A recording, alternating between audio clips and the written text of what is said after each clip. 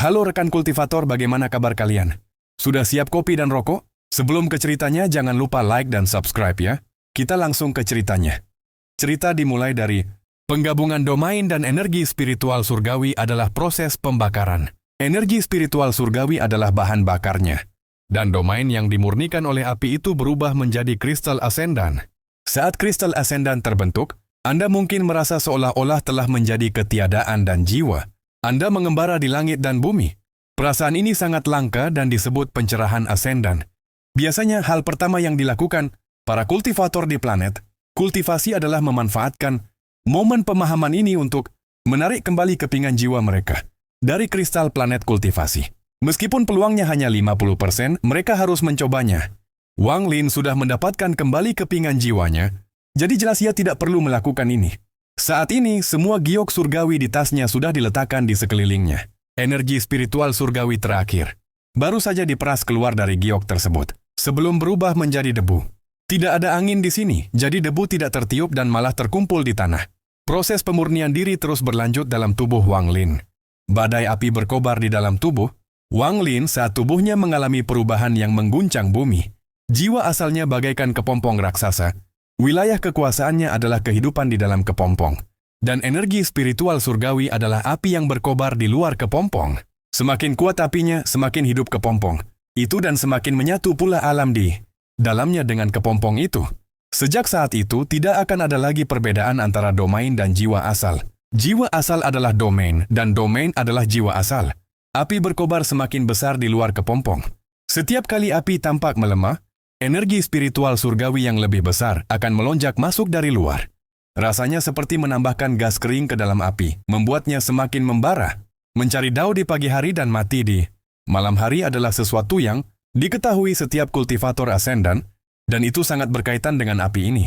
Jika seseorang tidak dapat melewati ujian ini, maka api ini akan berubah dari halus menjadi nyata, dan akan membakar jiwa dan tubuh asal menjadi debu dalam sekejap. Kepompong asal di dalam api menjadi semakin hidup, dan gulungan kehidupan dan kematian di dalamnya pun berubah. Gulungan itu seakan-akan meleleh dan menyatu dengan kepompong. Waktu terus berlalu dan api surgawi itu tidak melemah sama sekali. Semakin banyak energi spiritual surgawi yang digunakan, api itu pun menyala semakin terang. Domain di dalam kepompong sepenuhnya melebur menjadi massa energi yang kacau. Energi ini disebut energi asal pada zaman kuno. Mereka menyebut diri mereka pemurni. Energi karena energi dalam energi asal dan karena kultivasi. Mereka difokuskan pada energi asal. Deretan energi asal ini terbentuk dari domain Wang Lin. Energi asal dipelihara oleh kepompong, dan bagaikan bayi yang masih dalam kandungan, energi asal terus tumbuh lebih kuat. Pada zaman dahulu, energi asal ini tidak akan tertinggal di dalam jiwa asal. Sebaliknya, energi ini akan diekstraksi dan akan menggantikan seluruh energi spiritual surgawi di dalam tubuh. Namun, setelah alam surgawi tiba-tiba muncul dari kehampaan, para kultivator menjadi celestial dan mencari keabadian, sehingga mereka mulai menggunakan energi asal ini sebagai energi kehidupan mereka. Mereka mengelilingi diri mereka dengan energi spiritual surgawi, dan begitulah cara beberapa cultivator dan celestial tidak akan mati selama mereka masih memiliki sedikit energi sejati. Api tak kasat mata di dalam tubuh Wang Lin menjadi semakin kuat. Energi asal di dalam kepompong jiwa asal memadat hingga berubah menjadi zat cair. Zat tersebut sebening kristal dan memiliki berbagai bentuk. Namun cairan ini tidak dapat mengkristal. Jika tidak dapat mengkristal, maka tidak dapat membentuk kristal ascendant. Kesadaran Wang Lin sepenuhnya terjaga. Setelah mencoba berkali-kali dan gagal, ia menarik napas dalam-dalam. Pada saat ini, batu giok langit di sekujur tubuhnya meledak, melepaskan semua energi spiritual langitnya. Energi spiritual langit bergerak. Seperti udara saat semuanya dengan cepat memasuki tubuh Wang Lin melalui hidungnya.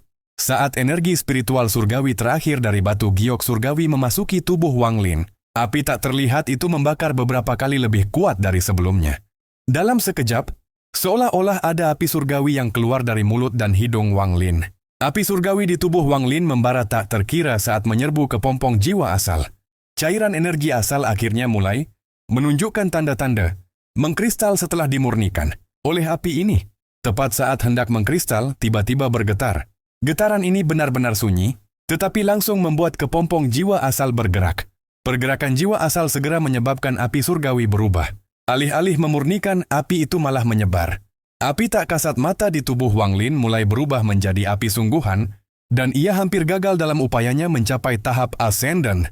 Tetapi tepat pada saat ini, kristal Ascendant yang dihadiahkan Zhou Yi kepadanya, yang telah ia lahap sebelumnya, keluar dari dantiannya dan menyatu dengan api surgawi. Bukan saja api langit itu tidak dapat memengaruhinya sama sekali, tetapi ketika ia mendekat, api langit itu meredup seolah-olah benda ini dapat memadamkannya. Kristal Ascendant Zhou Yi tiba di samping kepompong jiwa asal Wang Lin. Dua kristal Ascendant, satu melambangkan hidup dan mati, sementara yang lain melambangkan obsesi. Kristal Ascendant Zhou Yi Menggitari. Kristal Ascendant Wang Lin sekali sebelum runtuh. Pada saat runtuh, semua kristal asal di dalamnya diserap oleh kristal Ascendant milik Wang Lin. Kristal Ascendant Wang Lin tumbuh dengan kecepatan yang terlihat oleh mata telanjang. Kristal itu tumbuh luar biasa. Dari seukuran kuku jari pertama hingga seukuran kelingkingnya. Setelah menyerap energi asal dari kristal Ascendant Zhou Yi, kristal Ascendant Wang Lin mulai terbentuk. Pada saat itu, kepompong jiwa asal menyusut dengan cepat, dan kini melilit kristal Ascendant. Aura baru perlahan terbentuk di dalam kepompong jiwa asal. Proses ini berlangsung sangat lama. Wang Lin duduk bersila di dalam gua itu. Di luar, waktu berlalu dengan cepat.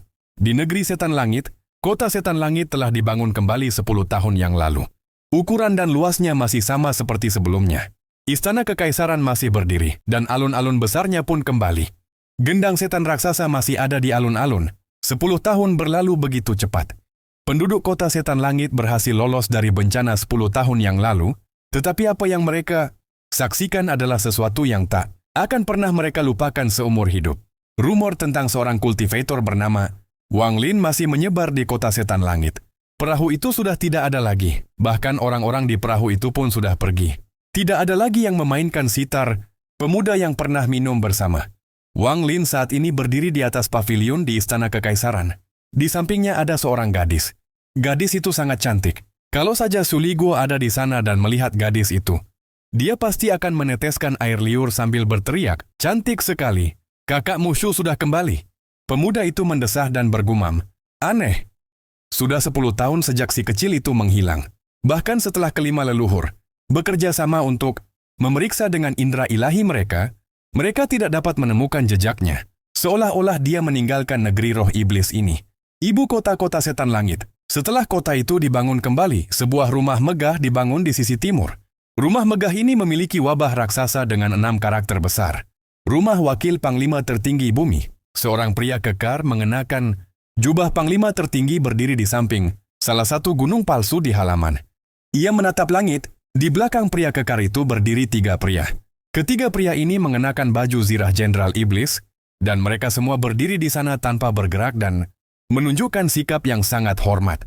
"Saudara Wang, kemana kau pergi?" Pria kekar itu menghela napas panjang. Di dalam gua, Wang Lin tidak bergerak sama sekali selama 10 tahun ini. Ia masih duduk di sana seperti patung. Di dalam tubuhnya, pemurnian di dalam kepompong. Jiwa asal perlahan berakhir dan aura yang mengejutkan perlahan menyebar keluar dari kepompong tersebut. Tak lama kemudian, retakan muncul, dan tak lama kemudian retakan lainnya muncul di seluruh kepompong. Retakan demi retakan muncul di seluruh kepompong hingga akhirnya pecah. Saat kepompong itu pecah, sinar cahaya kelabu memancar dari dalamnya. Kemudian jiwa asal yang baru lahir perlahan melayang keluar dari kepompong itu. Jiwa asal ini tak lagi transparan, melainkan sepenuhnya padat. Hampir tak ada perbedaan antara jiwa ini dan dagingnya. Kristal Ascendant perlahan berputar di dalam jiwa asal. Bagi seorang kultivator Ascendant, jiwa asal mereka adalah wilayah kekuasaan mereka. Ini adalah keadaan sebenarnya suatu domain setelah memasuki badan. Setelah jiwa asal terbang keluar, kepompong yang hancur segera melebur menjadi nutrisi khusus untuk jiwa asal dan diserap oleh jiwa asal.